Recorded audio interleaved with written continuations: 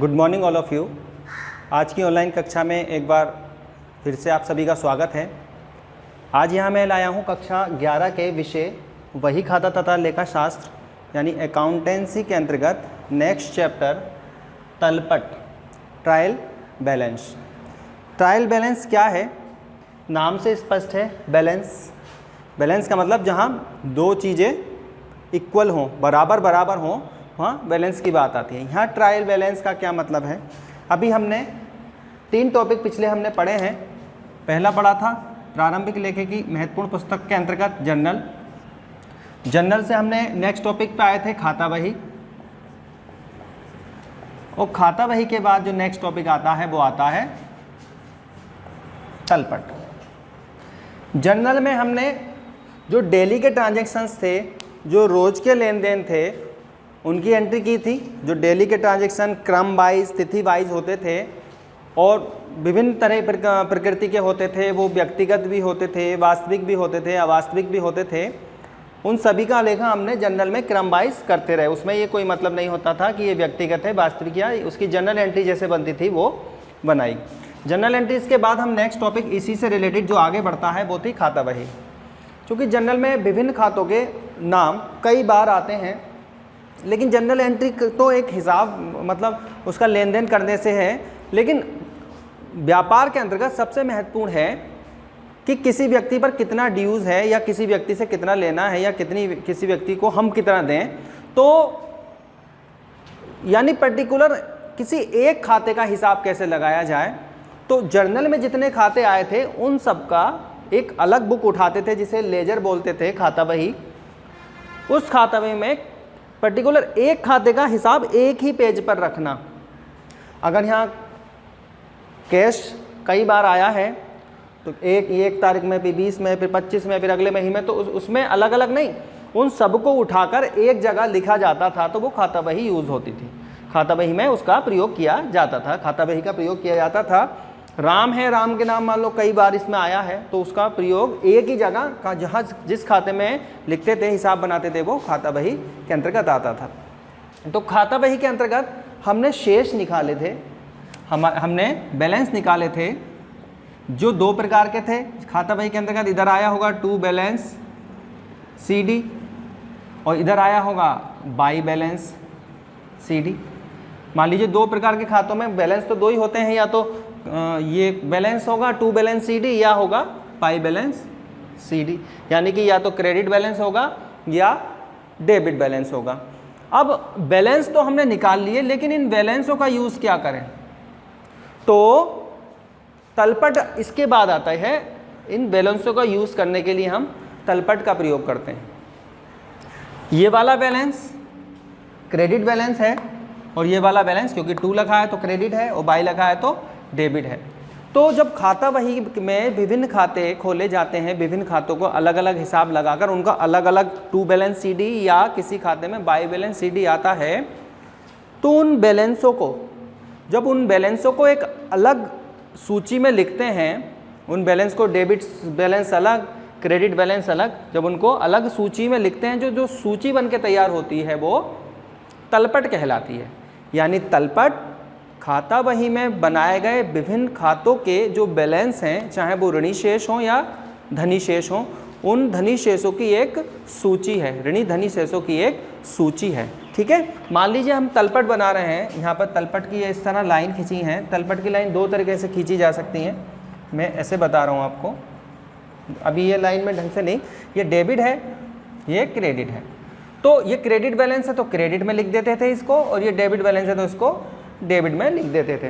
तो खाता बही में जितने भी खाते खोले गए हैं, जब उनसे बैलेंस हमने ज्ञात कर लिए हैं खाता बही के अंतर्गत, तो उन बैलेंसों को अलग सूची जब बनाते हैं उन बैलेंसों की, तो वो जो सूची बन के तैयार होगी वो सूची ही तलपट कहलाती है। ठीक है। यानी खाता बही तलपट जो है खाता बही में बनाए गए खातों के बैलेंसों की एक सूची है। ठीक है। इससे क्या होता है, हम ये क्यों बनाते हैं? ये खातों की गणित संबंधी शुद्धता की जांच करने के लिए बनाई गई है। गणित संबंधी शुद्धता की जांच का क्या मतलब है? यानी अमाउंट लिखने में कोई गलती तो नहीं हुई है, अमाउंट को जोड़ने में, घटाने में, बैलेंस निकालने में, यानी जो कैलकुलेशन से रिलेटेड है तो उसकी यदि कोई गलती हुई है तो वो तलपट के माध्यम से हमें पता चल जाती है। ठीक है, तो इसमें उसके बाद हम देखते हैं कि खाता बही बनाने के उद्देश्य क्या हैं। सबसे पहला उद्देश्य इसका यही है कि खातों की गणित संबंधी शुद्धता की जांच हो जाती है। खातों की गणित संबंधी शुद्धता की जांच का मतलब हम जो अमाउंट लिखते हैं कितनी भी हो सकती है तो हम उसको जोड़ते हैं। हो सकता है जोड़ने में गलत लगा दी हो पहली बात, या हम जब बैलेंस निकालते हैं जोड़कर फिर घटाकर बैलेंस निकालते हैं, हो सकता है वो बैलेंस हमने गलत निकाल दिया हो। तो अमाउंट से संबंधित जो मिस्टेक्स हैं वो गणित संबंधी शुद्धता के अंतर्गत आती हैं, और यदि ऐसा है तो उसकी जांच हम तलपट के माध्यम से कर सकते हैं। यानी खातों की गणित संबंधी शुद्धता के द्वारा हम जानने के लिए हम तलपट बनाते हैं। दूसरा है अंतिम खाते तैयार करने के लिए, अभी मैंने यहाँ बताई थी 3 चीज़ें, जर्नल, जर्नल के बाद बनता है दूसरा खाता बही, और खाता बही में जो शेष आते हैं उनसे बनता है तलपट, और जब तलपट बन जाता है तो अंत में बनाए जाते हैं अंतिम खाते। ये आपका चैप्टर भी है, आगे आएगा तब उसको मैं और थोड़ा डीपली समझाऊंगा। यानी कि ये एक दूसरे से रिलेटेड है, जर्नल से खाता बही से तलपट, और तलपट से अंतिम खाते बनाए जाते हैं। यदि आपने तलपट नहीं बनाया है तो अंतिम खाते बनाना बड़ा ही मुश्किल होगा। यानी तलपट की सहायता से ही अंतिम खाते बनाए जाते हैं। अंतिम खातों का मतलब है वर्ष के अंत में जब व्यापारी अपने खातों को क्लोज करता है तो वर्ष के अंतर्गत जितने भी लाभ या जो भी लेन देन हुए हैं उनसे लाभ या हानि ज्ञात करने के लिए वो अंतिम खाते बनाता है, और अपनी आर्थिक स्थिति ज्ञात करने के लिए वो अंतिम खाते बनाता है। यानी तलपट की सहायता से अंतिम खाते बनाए जाते हैं। तीसरा है संक्षिप्त विवरण प्राप्त करने के लिए। संक्षिप्त विवरण प्राप्त करने के लिए जर्नल में बहुत सारे खातों के नाम, एक खाते के नाम बहुत जगह आ जाते हैं। अब उन्हें कहाँ ढूंढते रहें। मान लीजिए कोई व्यक्ति है वो कह रहा है मेरा हिसाब बनाओ, तो वो इस पेज पर भी है उस पेज पर भी, कई जगह वो लिख रहा है। अब हम जगह जगह नहीं ढूंढते हैं, अब हम उसका जब खाता बही में लिख देते हैं तो संक्षिप्त विवरण हमें एक प्राप्त हो जाता है, और उससे हमें बैलेंस के माध्यम से तलपट में देखकर ये बता दें हैं कि तेरे पे कितना पैसा निकल रहा है या कितना पैसा हम तुझे देंगे। ठीक है, तो खाता बही के ये विभिन्न उद्देश्यों के अंतर्गत उसके बाद आती है खाता बही तलपट में खाता बही बनाई कैसे जाती है। जब हम लेजर बनाते हैं, कोई भी अकाउंट बनाते हैं, मान लीजिए हम कोई भी XYZ अकाउंट बना रहे हैं खाता बही में, ठीक है, तो उसके 2 पक्ष होते थे। 2 पक्ष में क्या है, या तो टू बैलेंस CD आता था या आता था by balance CD, by balance CD। तो खाता तलपट बनाने की कितनी विधियां हैं वो बात हम कर रहे हैं। तो तलपट बनाने की विधियां वैसे तो बुक के अकॉर्डिंग 4 मानी जाती हैं, बुक में 4 हैं, कहीं कहीं 3 भी हैं। तो सबसे पहली है शेष विधि द्वारा। शेष विधि द्वारा तलपट ज्ञात करना। शेष विधि द्वारा तलपट का क्या मतलब है, शेष विधि में जो ये शेष आए हैं उनसे तलपट ज्ञात करना, जो शेष आए हैं उनसे तलपट ज्ञात करना।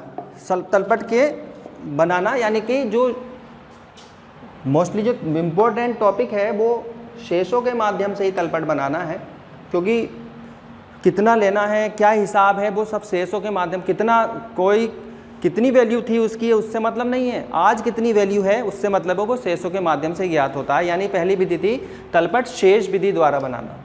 क्या है इसकी विधियों में, पहली विधि थी शेष विधि द्वारा,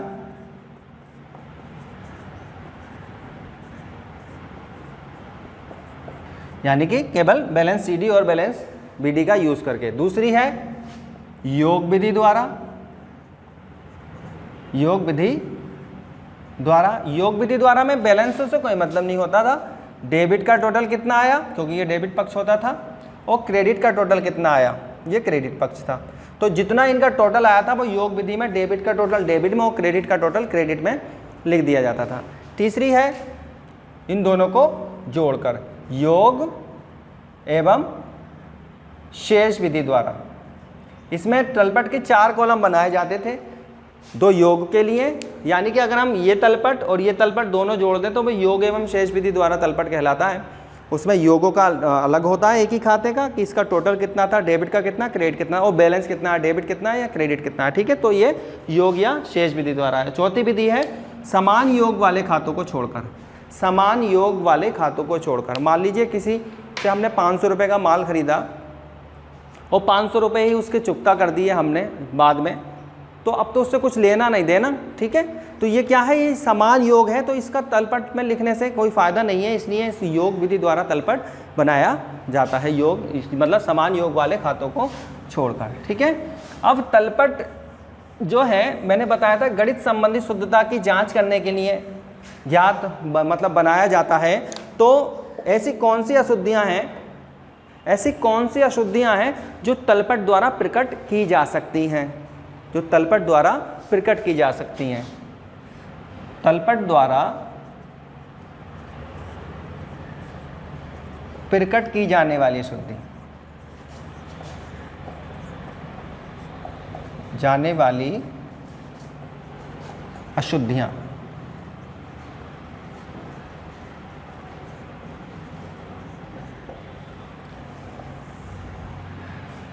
मोस्टली अमाउंट से रिलेटेड ज़्यादा इसमें अशुद्धियां पकड़ में आ जाती हैं। मान लीजिए हमने कौन कौन सी हैं, योग, सबसे पहले मान लीजिए योग, हमने किसी खाते का योग गलत लगाया है, हमने किसी भी डेबिट का या क्रेडिट का हमने योग गलत लगा दिया, तो योग गलत होने से उसका प्रभाव तलपट पे भी पड़ेगा।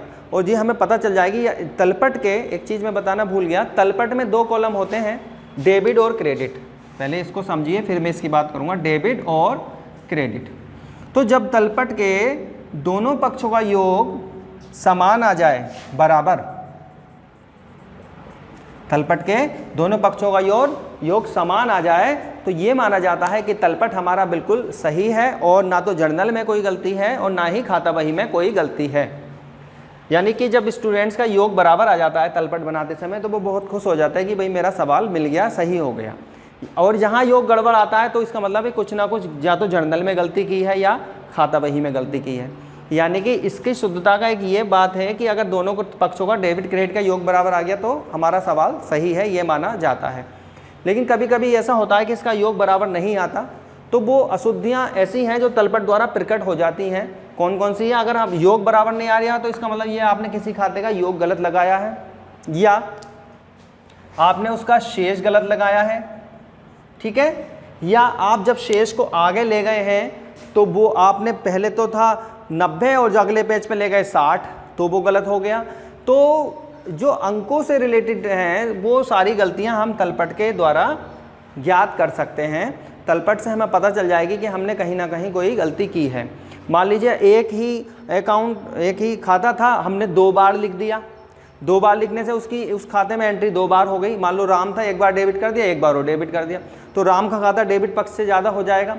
तो ज़्यादा लिख दें या किसी रकम को हम कम लिख दें, 2 खाते हो, 2 पक्ष होते हैं जनरल में, डेबिट और क्रेडिट, एक डेबिट की एंट्री कर दी, क्रेडिट की छोड़ दी, तो वो गलत हो जाएगा।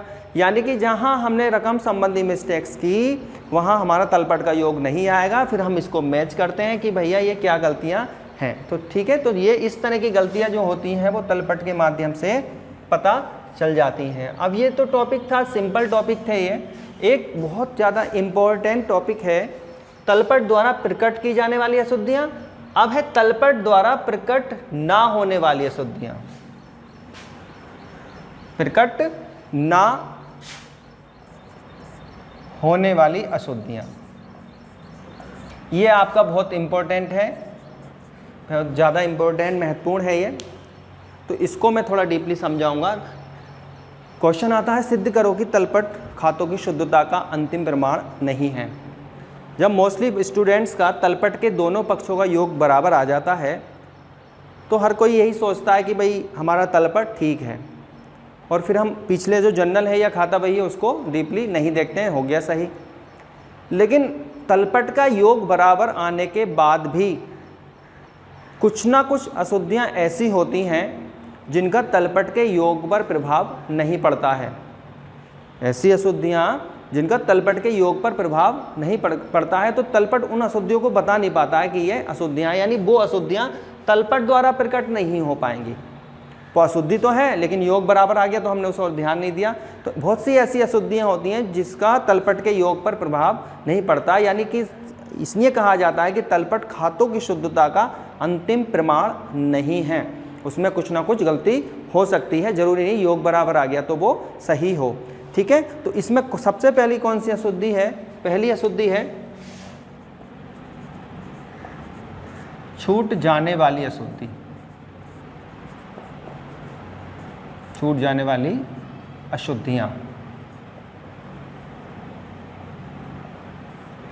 छूट जाने वाली अशुद्धियां।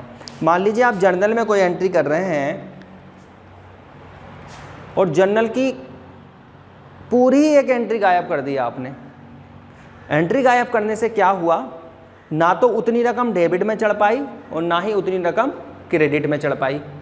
तो तलपट का योग, क्योंकि एक ही रकम डेबिट से भी कम हुई, एक ही रकम क्रेडिट से भी कम हुई, तो तलपट का योग आ तो बराबर जाएगा लेकिन वो उतनी रकम से कम होगा, उतनी रकम से वो योग कम होगा। तो इस प्रकार की अशुद्धि यानी छूट जाने वाली अशुद्धियाँ तलपट द्वारा प्रकट नहीं हो पाती हैं। तलपट का योग मिल जाता है तो हम देखने की कोशिश ही नहीं करते कि कोई एंट्री छूट भी गई है। आप जर्नल बनाएं तो एक एंट्री छोड़ के देखें, फिर खाता बही बना के देखें, उसका तलपट का योग मिल ही जाएगा, वो गलत नहीं होगा। लेकिन मिस्टेक्स तो है कि एक एंट्री हमारी छूट गई है तो इसे छूट जाने वाली अशुद्धियाँ कहते हैं। दूसरी है सैद्धांतिक अशुद्धियाँ। सैद्धांतिक अशुद्धियाँ, सैद्धांतिक का मतलब नियम से होता है। कुछ गलतियाँ ऐसी होती हैं जो नियमों के ना जानने के कारण होती हैं, तो उसका भी तलपट के योग पर कोई प्रभाव नहीं पड़ता है। मान लीजिए एक एंट्री है माल खरीदा, माल खरीदा, तो इसकी हम एंट्री क्या करेंगे? एक ही पक्ष में देख लेते हैं, परचेज अकाउंट डेबिट। ठीक है, लेकिन यही अगर हम दूसरी एंट्री दें, लिखें तो लिख दें फर्नीचर खरीदा, फर्नीचर खरीदा, तो हमने एंट्री में फर्नीचर पे ध्यान नहीं दिया, हमने यहाँ पे भी परचेज अकाउंट ही डेबिट कर दिया, जबकि होना क्या चाहिए था? परचेज की जगह फर्नीचर डेबिट होना चाहिए था, क्योंकि ये वास्तविक है और संपत्ति हमारे पास आ रही है। लेकिन गड़बड़ क्या हुई? गड़बड़ ये हुई कि हमें फर्नीचर के स्थान में परचेज लिख दिया, लेकिन अमाउंट तो सही है, क्योंकि डेबिट पक्ष में ही अगर हमने परचेज लिख दिया है तो वो भी डेबिट में गया, और हम फर्नीचर लिखते तो वो भी डेबिट में ही जाता, तो रकम तो तलपट के डेबिट में पहुंच गई, लेकिन ये गलती तो है, ये अशुद्धियाँ बनी हुई है। ठीक है, तो ये क्या थी? ये सैद्धांतिक अशुद्धि थी। नियम के ना जानने के कारण जो अशुद्धियाँ होती हैं वो सैद्धांतिक अशुद्धियाँ कहलाती हैं। ठीक है, तीसरी है वेरी इंपॉर्टेंट, ये अलग से भी आ जाती है 2 नंबर में, क्षतिपूरक अशुद्धियाँ। ये अलग से 2 नंबर में भी आ जाती है। क्षतिपूरक अशुद्धियाँ क्या होती हैं? ऐसी अशुद्धियाँ जो एक दूसरे के प्रभाव को समाप्त कर देती हैं, क्षतिपूरक अशुद्धियाँ कहलाती हैं। कैसे? मान लीजिए एक एंट्री में राम डेबिट हो रहा है 45 रुपये से, और दूसरी एंट्री में ही किसी दूसरी एंट्री में रामा डेबिट हो रहा है 450 रुपये से। दोनों ही डेबिट हैं, तो जब हम पोस्टिंग कर रहे थे तो हमने रामा के खाते में तो लिख दिया 45 डेबिट में, और राम के खाते में लिख दिए 450। देखो दोनों ही गलती हैं। राम के खाते में लिखने चाहिए थे 45, लिख दिए 450, रामा के खाते में लिखने चाहिए थे 450, लिख दिए 45। तो ये राम के खाते में भी अशुद्धि है, रामा के खाते में भी अशुद्धि है, लेकिन अमाउंट तो उतनी ही पड़ी जितनी पड़नी चाहिए हो, तो और एक ही कॉलम में, एक ही पक्ष में। तो यही क्षतिपूरक अशुद्धि है। इसने इसके प्रभाव को समाप्त कर दिया और इसने इसके प्रभाव को समाप्त कर दिया, यानी ऐसी अशुद्धियाँ जो एक दूसरे के प्रभाव को समाप्त कर देती हैं क्षतिपूरक अशुद्धियाँ कहलाती हैं। ठीक है, नेक्स्ट है गलत खातों में किंतु सही पक्ष में पोस्टिंग हो जाना। गलत खातों में, गलत खातों में किंतु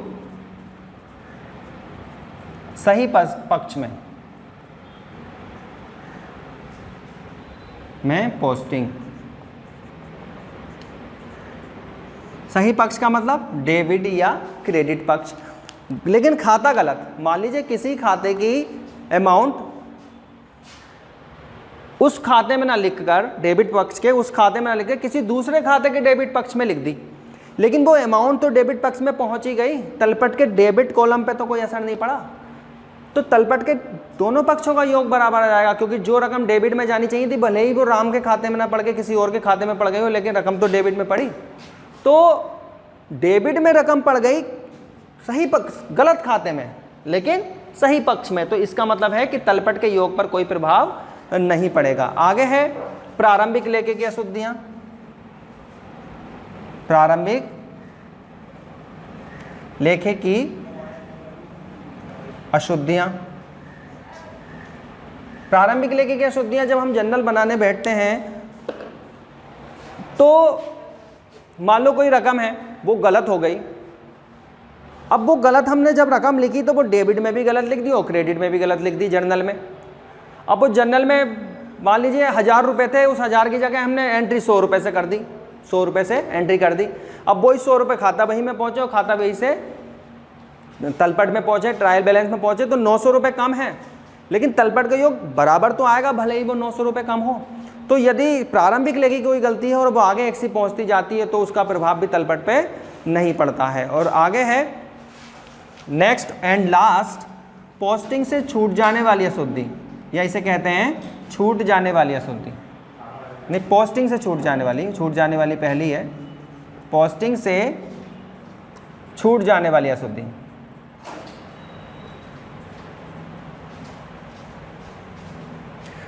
मान लो या लेखा जर्नल बना रहे हैं, जर्नल से हम पोस्टिंग कर रहे थे खाता बही में, तो एक पूरी की पूरी एंट्री छूट गई, पूरी एक एंट्री छूट गई। तो छूटने का मतलब है डेबिट पक्ष में भी रकम छूट गई और क्रेडिट पक्ष में भी रकम छूट गई। तो डेबिट का भी टोटल कम, क्रेडिट का भी कम, तो टोटल कम भले ही है लेकिन वो है तो बराबर, इसलिए इसका भी तलपट के योग पर कोई प्रभाव नहीं पड़ेगा। ठीक है, तो आज जो मैंने आपको पढ़ाया है वो थ्योरिकल था। इसमें मैंने आपको तलपट क्या होता है वो बताया, तलपट के उद्देश्य बताए, तलपट की विधियां बताई, तलपट द्वारा कौन कौन सी अशुद्धियां प्रकट होती हैं वो बताया, और तलपट द्वारा कौन सी अशुद्धियां प्रकट नहीं होती हैं वो बताया ना। 5 टॉपिक आज थ्योरिकल में थे, अब इसमें थ्योरी में कुछ नहीं है। जब मैं नेक्स्ट वीडियो में इससे रिलेटेड वीडियो लाऊंगा तब मैं इसका एक न्यूमेरिकल क्वेश्चन करा के दिखाऊंगा कि ये न्यूमेरिकल क्वेश्चन कैसे किया जाता है। तो जब तक के लिए धन्यवाद।